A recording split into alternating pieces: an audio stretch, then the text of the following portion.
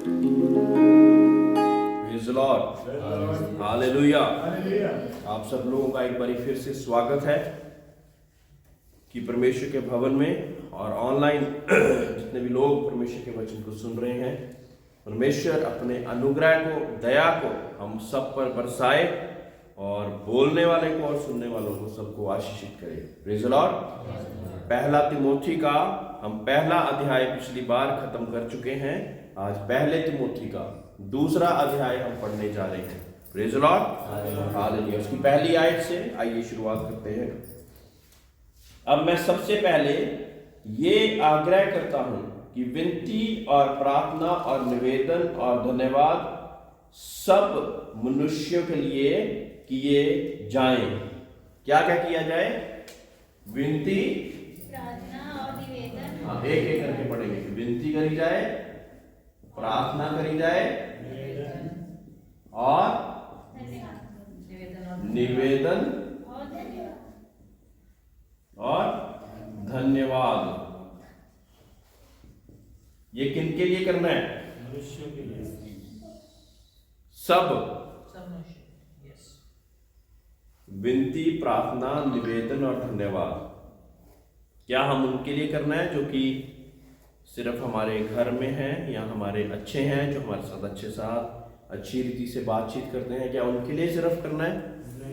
क्या लिखा है? सबके लिए ना।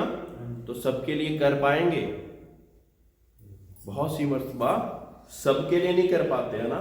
जो हमारे साथ बुरा व्यवहार करते हैं उनके लिए विनती, प्रार्थना, निवेदन, धन्यवाद हम नहीं कर पाते। मनुष्य हैं तो उसके लिए परमेश्वर से सामर्थ्य चाहिए कि उसके वचन की पालना कर सकें। देखिए, परमेश्वर का वचन अगर आपने पालना करनी है तो उसके लिए परमेश्वर की सामर्थ्य चाहिए होगी। नहीं तो सोचिए कि ये पहली आयत को ही हम सबके लिए शायद विनती नहीं कर पाते, हम सबके लिए शायद प्रार्थना नहीं कर पाते, हम सबके लिए शायद निवेदन नहीं कर पाते, हम सबके लिए शायद परमेश्वर का धन्यवाद नहीं कर पाते। तो मतलब कुछ ना कुछ कमी है जिसको कटाई और छटाई होने की जरूरत है, जिस वजह से हम वैसा कर सके जैसा परमेश्वर हमसे चाहता है ना।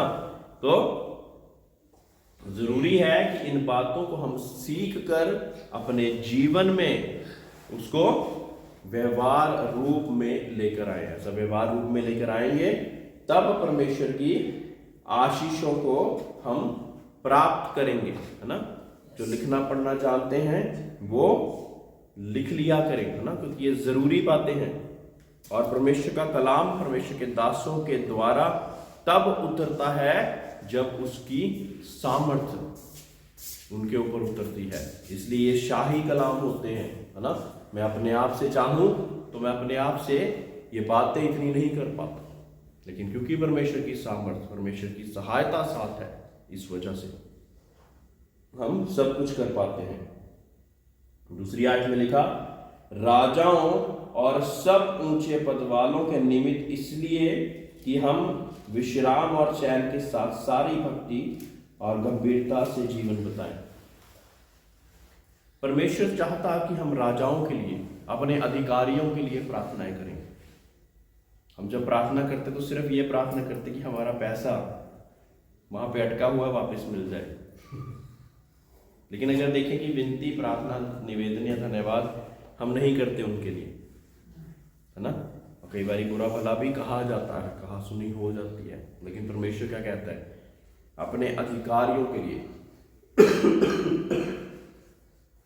राजाओं के लिए प्रार्थना करनी है। हमारे स्टेट के जो मिनिस्टर हैं, सीएम हैं, एमएलए हैं, उनके लिए प्रार्थना करें, विनतियां करें कि परमेश्वर उनके मन को बदले, उनके मन को बदल वो अच्छे निर्णय लेने वाले हो सकें, क्योंकि वो एक अधिकारी की पोजीशन पे हैं। उनके पास वो ताकत है, वो चाहे तो कुछ भी कर सकते हैं। अब सोचिए कि आधार कार्ड बनाना है, अगर सिंपल एक एग्जांपल देता हूं, और आप सोचें कि आप घर पे ही कंप्यूटर से निकाल के बना लेंगे, तो ऐसा नहीं हो सकता। उसके लिए कोई अधिकारी है जिसके पास आपकी एप्लीकेशन जाएगी और वो कहेगा ओके ये सारी चीजें ठीक हैं, फिर आपका आधार कार्ड बन पाएगा। एक छोटी सी चीज है।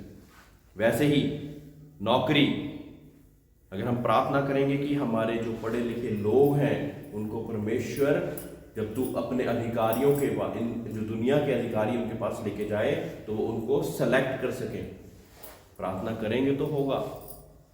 प्रार्थना करनी बहुत ज्यादा जरूरी है। कई बार कहते हैं कि सरकार, कोई कहता है अच्छी आ गई, कोई कहता है बुरी आ गई, लेकिन आप सोचिए कि जैसी भी सरकार हो, जब हम प्रार्थना करेंगे तो परमेश्वर के अनुसार उनको चलना पड़ेगा। Praise the Lord, hallelujah. जो सरकारी फैसले हैं, कई बाहर के देश ऐसे हैं, तो वो परमेश्वर के पास्टर लोगों के पास आते हैं कि हम दुनिया के इन स्टेट के लिए ये फैसला लेने जा रहे हैं, क्या ये फैसला ठीक है, आप हमें बताएं। सोचिए कि हम चाहते हैं कि परमेश्वर के लोगों के पास यहाँ के अधिकारी भी आए, एमएलए सीएम आए और परमेश्वर के लोगों के पास पूछें, क्योंकि परमेश्वर ने उनको स्वर्गीय ज्ञान दे रखा है ना, जो कि दुनिया से उत्तम है ना। तो बाहर वाले लोग तरक्की किस लिए कर रहे पता है आपको? ये वजह है उसकी। वो तरक्की कर रहे, वो जिस काम में हाथ डालते वो फुलवंत हो जाते। क्रिश्चियन नहीं है सारे, लेकिन सलाह देने वाले उनके क्रिश्चियन है, सलाह देने वाले वो परमेश्वर के हैं, इसलिए उनको अच्छी सलाह मिलती और उस वजह से वो जिस कार्य में हाथ डालते उनको फुलवंत हो जाते। अमेरिका, डोनाल्ड ट्रंप किसी पादरी के पास जाके पूछेगा कि मैं ये फैसला लेने लगा हूँ, क्या ये ठीक है? तो पादरी बताएगा कि हाँ भाई आप हाँ ये फैसला ले लीजिए। पावर उसके पास है, लेकिन एडवाइस किससे ली है? निर्णय लेने के लिए किसके पास गया? वो परमेश्वर के लोगों के पास गया। तो जब हम प्रार्थना करेंगे तो ऐसा होगा, प्रार्थना नहीं करेंगे तो नहीं होगा। फिर तो जो भी अधिकारी है वो अपने हिसाब से निर्णय लेते रहेंगे। हम यहां इस क्षेत्र में रहते हुए क्या प्रार्थना कर सकते हैं कि रामगढ़, दाऊ, सन्निकलेव, आसपास के जो अधिकारी, जो लीडर हैं, परमेश्वर हम उनके लिए दुआ करते, प्रार्थना करते, विनती करते कि वो परमेश्वर तेरे अनुसार निर्णय लेना सीखें, बाइबल के अनुसार निर्णय लेना सीखें। तो जो बाइबल के अनुसार जब निर्णय लेगा तो आपके लिए तो अपने आप ही ठीक हो गया ना।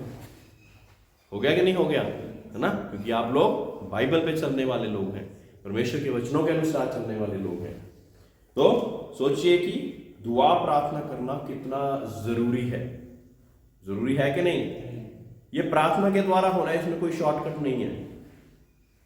मनुष्य जाके बोलेगा तो कुछ नहीं होगा, प्रार्थना के द्वारा उन पर बोला जाएगा तो वो हो जाएगा। Praise the Lord, hallelujah. ये हमारे उद्धारकर्ता परमेश्वर को अच्छा लगता है, और किस लिए हमने करना है? क्योंकि ये चीजें परमेश्वर हमारे उद्धारकर्ता को ही अच्छा लगता है। Praise the Lord. अच्छा क्यों लगता होगा? जो ये चाहता है कि सब मनुष्य का उद्धार हो और वह सत्य की भली भांति पहचान ले। परमेश्वर चाहता कि वो भी परमेश्वर के वचन को पहचान लेंगे। पहचानेंगे किसके द्वारा? मेरे और आपके द्वारा पहचानेंगे मेरे प्रियो। कोई और स्वर्ग से उतर के स्वर्गदूत जो उस योग्य होता उसके पास आता, लेकिन इन लोगों के साथ बातचीत कौन कर रहा है? हम लोग बातचीत कर रहे हैं। तो हमारे द्वारा क्या परमेश्वर तब दर्शाया जा रहा है कि नहीं दर्शाया जा रहा है? ये बहुत जरूरी है, क्योंकि परमेश्वर का वचन कहता कि परमेश्वर चाहता कि वो लोग भी उद्धार पा जाए, वो लोग भी उद्धार पा जाए, है ना, विश्वास में आ जाएं। वो लोग भी विश्वास में आ जाएंगे तो अपने आप से वो भी परमेश्वर से प्रार्थनाएं, विनतियां करनी शुरू कर देंगे और अपने निर्णय परमेश्वर के सामने सौंपने शुरू कर देंगे। Praise the Lord, hallelujah. उनके लिए भी आपको क्या लगता है कि उनके लिए परमेश्वर ने, यीशु मसीह ने जान दी दी है? बताइए, दी है कि नहीं दी? बस वो अनजान है, आंखें होते हुए देखते नहीं, कान होते हुए सुनते नहीं। परमेश्वर का वचन कहता है कि जिन चीजों को वो पूजते हैं वो वैसे ही होते जा रहे। आंखें हैं, सुनते नहीं, कान है, सुनते नहीं, आंखें हैं, देखते नहीं, है ना। तो जैसे उनके परमेश्वर वैसे वो होते जा रहे हैं। लेकिन क्या ये संभव है कि जो उद्धार करता है उसके नजदीकी में आए? हाँ, संभव है। कैसे संभव होगा? आप ही के द्वारा होगा वो संभव, कोई और नहीं। आप ही के द्वारा, है ना। अब हर स्तर पर अलग अलग तरह के लोग हैं ना। आपके जो स्तर के लोग हैं, जिनके साथ आप, जिनको फ्रेंड्स बोलते हैं, मित्र बोलते हैं, उनके साथ आप ही बातचीत कर सकते हैं, बहुत अच्छे तरीके से आप लोग बेहतर बात कर सकते हैं, है ना। तो आप लोग उनको बता भी सकते हैं। जो अमेरिका में सिर्फ इंग्लिश सीखा हुआ है, वो बिहारी के साथ, यूपी वाले के साथ क्या बात करेगा? तो उसके लिए वो फायदेमंद नहीं है, चाहे जितना मर्जी पढ़ा लिखा हो। है फायदेमंद? नहीं है। तो आप किसके लिए फायदेमंद हैं, वो कार्य आपने करना है। Praise the Lord, praise the Lord. आप सोचिए कि मैडम जी नर्स का काम करते हैं, तो नर्स वाले लोगों के साथ डेली कौन मिल रहा है? मैं मिल रहा हूं क्या? मैडम जी मिल रहे हैं ना। तो उनके सामने हमारा स्वभाव, हमारा बातचीत करने का ढंग, परमेश्वर तुम्हारा उद्धार करता है। अगर तुम उसको कबूल करोगे, तुम भी बेटे बेटियां बन सकते हो, तुम्हारे लिए भी परमेश्वर ने जान दी है। तो क्या हो जाएगा? उनका जीवन भी परिवर्तित हो जाएगा। Praise the Lord. क्योंकि परमेश्वर एक ही है और परमेश्वर और मनुष्य के बीच में एक ही बिचवई है, अर्थात मसीह यीशु जो मनुष्य है, अर्थात मसीह यीशु जो मनुष्य है। तो हमारे और परमेश्वर के बीच में मध्यस्थता करने वाला सब जातियों के लिए एक ही है, और वो है प्रभु यीशु मसीह। वो मध्यस्थता करने का उसको वो ताकत कब प्राप्त हुई? जब वो एक आज्ञाकारिता में उसने अपना जीवन पूरा बिताया। अनआज्ञाकारिता के कारण पाप आया दुनिया में। आदम और हवा ने जब पाप किया तो सारी दुनिया पे उसके पाप का शाप फैल गया।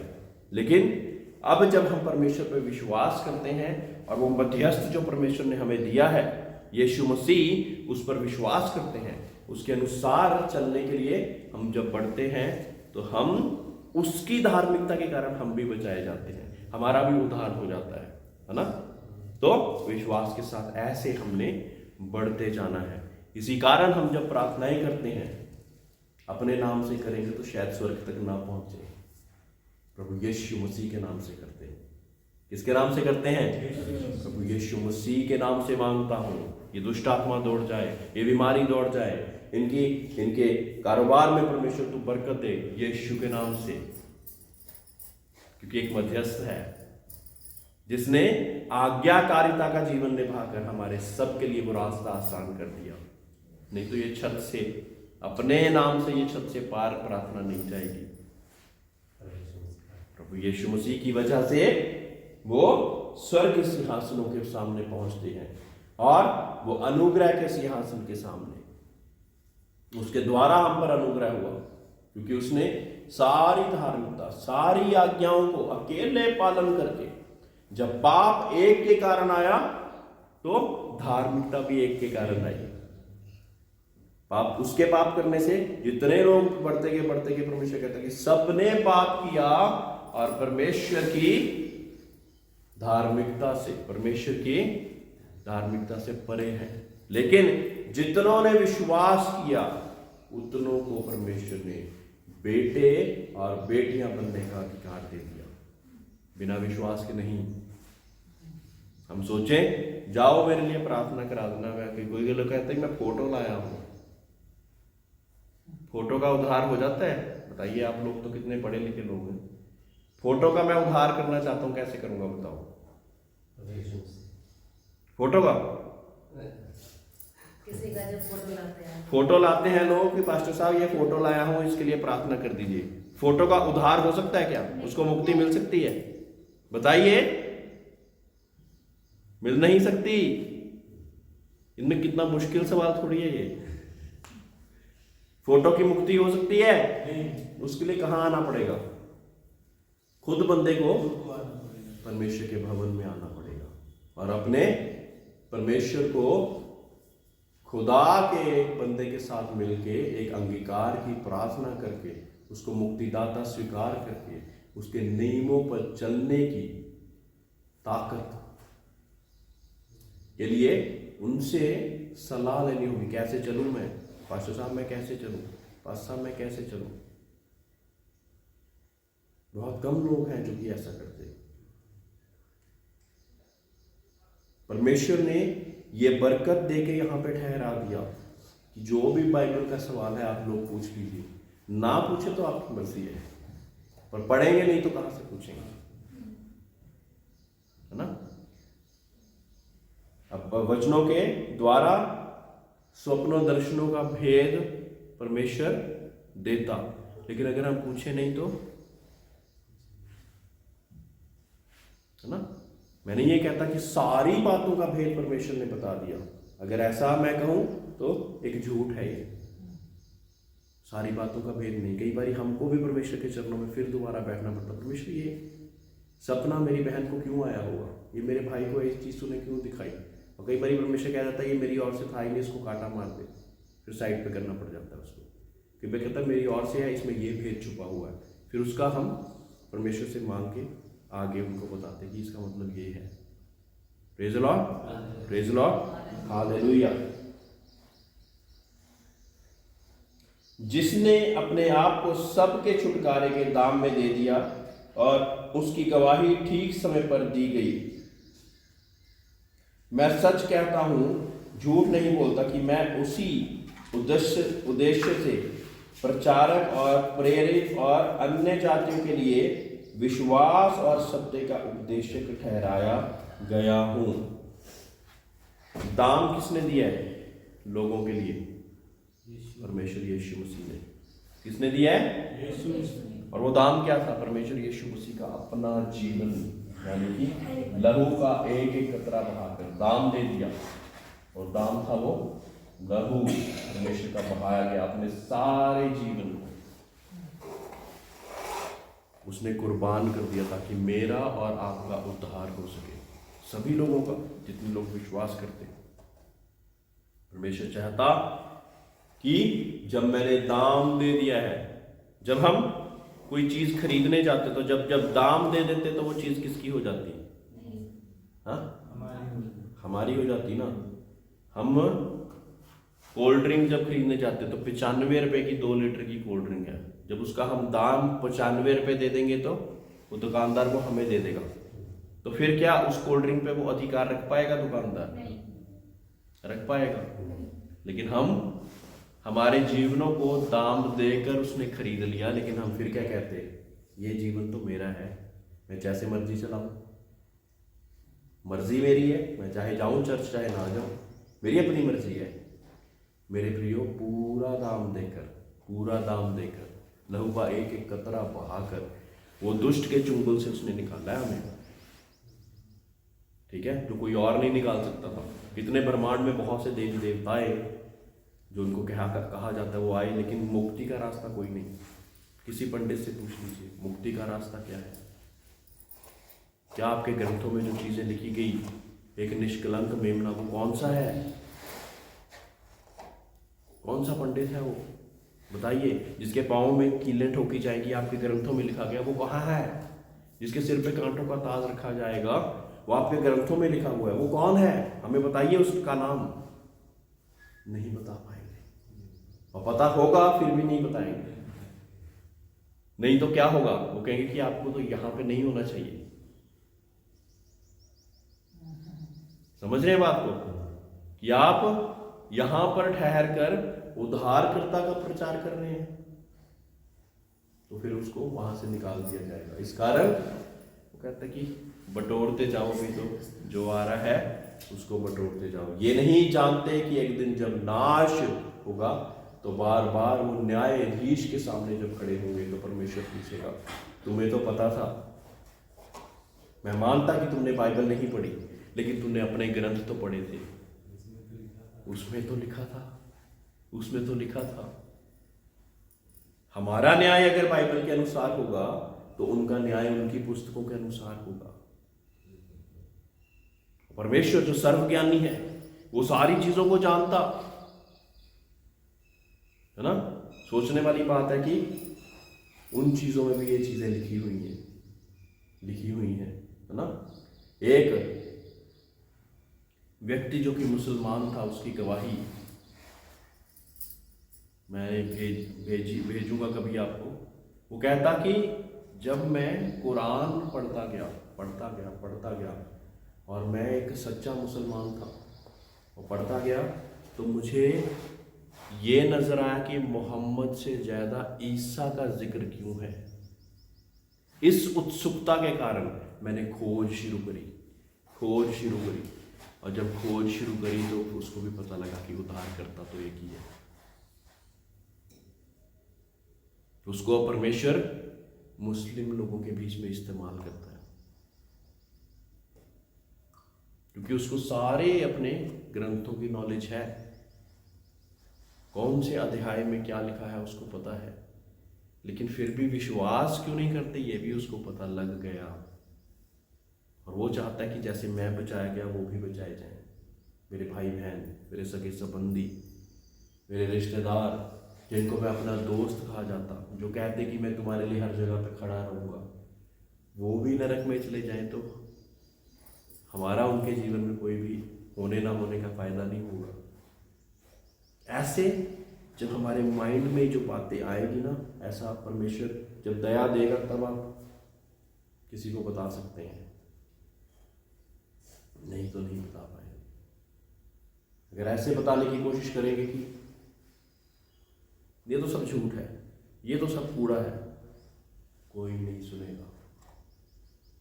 जब आप जान पाएंगे कि परमेश्वर उद्धार करता, जिसने नियम अपना प्रेम से शुरू कर दिया, जिसने कहा कि ये विनतियां सिर्फ अपने लोगों के लिए नहीं, उनके लिए भी करो जो आपको लगता कि वो अच्छे नहीं है, उनके लिए भी ये विनती, प्रार्थना, निवेदन, धन्यवाद, ये सारी चीजें उनके लिए भी करनी।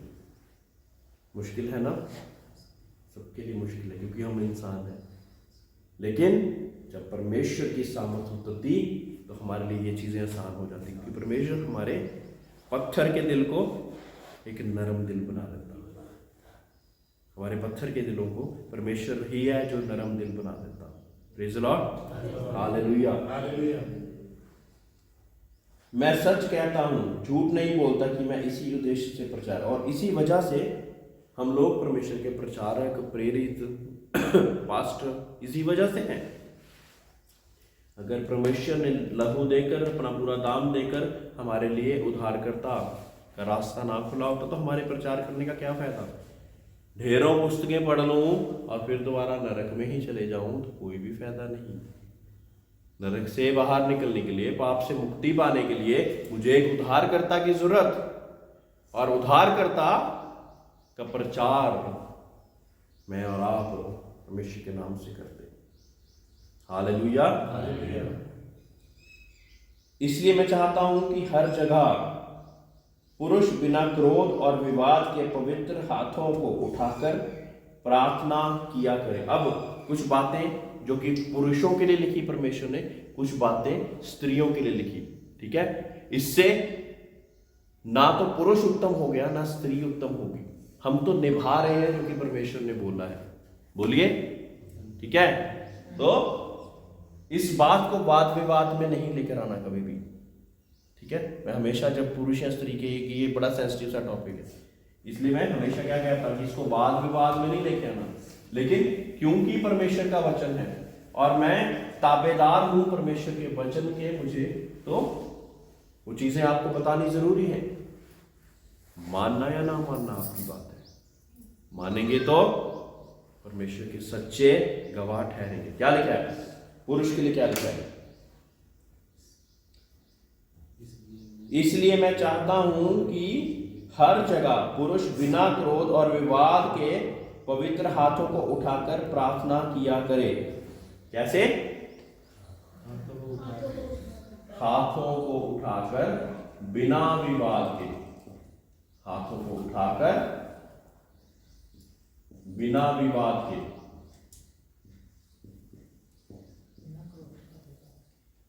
ठीक है। क्रोध से नहीं, बिना विवाद के हाथों को उठाकर प्रार्थना पुरुष से परमेश्वर कह रहे हैं, ठीक है। और आगे, वैसे ही स्त्रियां भी संकोच और संयम के साथ सुहावने वस्त्रों से अपने आप को संवारे ना कि बाल गूंदने और सोने और मोतियों और बहुमूल्य कपड़ों से।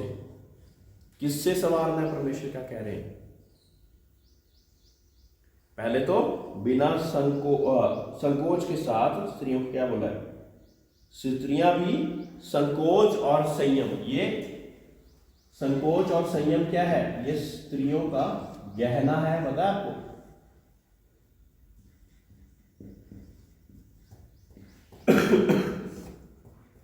ये गहना सोने चांदी से उत्तम है। क्या? संकोच और संयम के साथ क्या कह रहे हैं परमेश्वर? अपने आप को संवारे, ना कि बाल गूंदने और सोने और मोतियों और बहुमूल्य कपड़ों से, पर भले कामों से।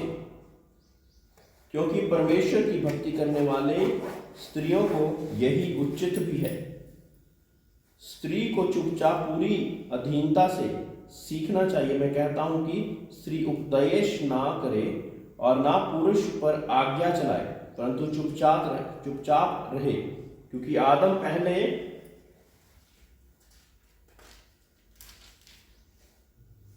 बाद हवा बनाई गई और आदम बहकाया न गया, पर स्त्री बहकाने में आकर अपराधिनी हुई। तो भी स्त्री बच्चे जन्ने के द्वारा उद्धार पाएगी, यदि वह संयम सहित विश्वास, प्रेम और पवित्रता में स्थिर रहे। मेरे प्रियो, एक बहुत गहरी बात यहां पे नजर आ रही है परमेश्वर की। जब हम बागे अदन के वहां पे जाते ना, वहां पे भी परमेश्वर ने जब स्त्री और पुरुष को अन आज्ञा की कारिता की वजह से बताया गया है, वहां पे पुरुष को क्या बोला कि तू पूरी उम्र मेहनत करेगा और अपने हाथ की कमाई को खाएगा। और फिर स्त्री को क्या बोला कि जब तू बच्चा जनेगी तो तुझे इतना दर्द होगा कि जैसे कि तेरा दूसरा जन्म हुआ हो। और यहाँ पे क्या लिखा है कि बच्चा जनने के कारण परमेश्वर उसको उसके अपराधों से। ये बहुत गहरी बात है। अभी परमेश्वर ने मुझे इसका अवकाश हुआ है, नहीं बात गहरी बात? हाँ, कि क्या लिखा है? पढ़े उसको। तो भी स्त्री बच्चे जनने के द्वारा उद्धार पाएगी, यदि वह संयम, ऐसे नहीं, यदि वह संयम सहित विश्वास, प्रेम और पवित्रता में स्थिर रहे। ये जो यदि वाली वर्ष होती है ना, ये हम पूरा नहीं कर पाते, पहली वाली कर लेते हैं कई बारी, है ना? कई बारी हम पहले वाली वर्ष को पूरा कर लेते हैं, कहते हैं कि परमेश्वर से हम जो कुछ मांगेंगे वो हमें मिलेगा। फिर अगर यदि बोल दे कि यदि तो परमेश्वर की आज्ञाओं में बढ़ता जाए, तो वो वाली वर्ष हम पढ़ते ही नहीं, उसको इग्नोर कर देते हैं, जबकि वो यदि तो ज्यादा जरूरी है। वो यदि वाली जो उसके बाद चीज है वो तो ज्यादा जरूरी है। नहीं तो हम कहेंगे कि परमेश्वर ने कहा मांगो तो तुम्हें दिया जाएगा। मिल क्यों नहीं रहा? अरे मिल इसलिए नहीं रहा कि तुमने पिछली वाली जो आयत है उसको पूरा कंप्लीट ही नहीं करा। उस नियम को आपने कंप्लीट ही नहीं करा। जब कंप्लीट करोगे तो उस आयत की पूरी आशीष को पाओगे, है ना? जब हम उसको कंप्लीट करेंगे तो परमेश्वर की पूरी आशीष को पाएंगे। आधी आशीष किसको किसको चाहिए? हाथ पर आधी चाहिए, वेरी गुड। पूरी नहीं चाहिए? आंटी अभी भी यहाँ नहीं है। आंटी आ जाइए, चर्च लग चुका है, 12:30 हो चुके हैं। आप चर्च में आ जाइए, कहीं और ध्यान ना लगा के रखें।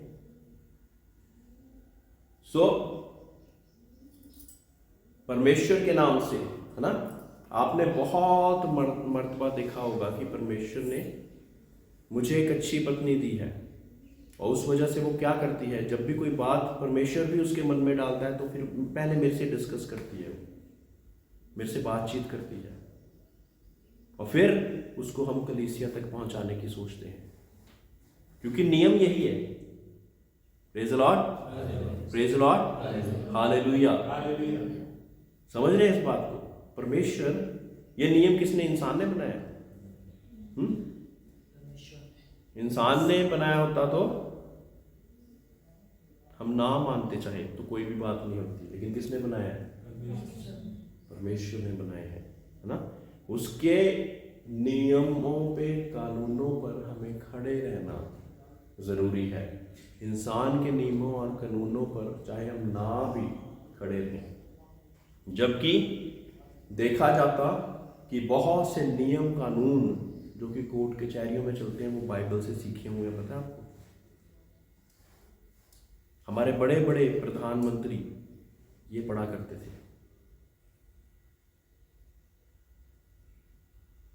ताकि परमेश्वर की विधियों को सीखें, उसके वचनों को सीखें। इस समय पे क्या निर्णय लेना चाहिए, बाइबल ने उनको सिखाया।